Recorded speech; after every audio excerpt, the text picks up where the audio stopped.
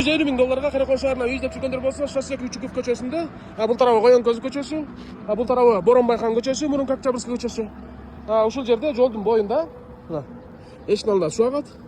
Ушул үй сатып атат. Баасын 150 000 доллар сурайбыз. Содалар ушул бар дейт, кызыл кирпичтен, эшиктин алдында тротуар, мондай кайыңдар.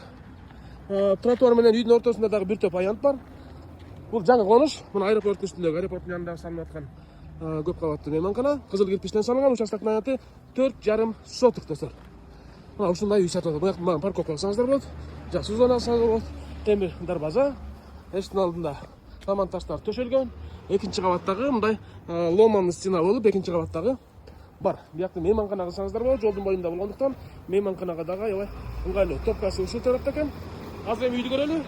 Үйдө ремонту менен кимге насип этсе дагы жашасаңыздар дагы болот. Бияка чакан үй салып, бул тарабын мейманкана кылсаңыздар дагы болот. Бисмилля деп келели, келгенде мына кафель деп койгон экен. Ушул жер менен ажыратканада чөтүлүк болуп бар экен. Бул чечешеңер дагы мына ажыратканасы, подмывальныйга дагы мына атайын эмесин даярдап койгон экен. Душевой кабинка, кыскасы санузел бардыгы жайында. Анан кире бериши.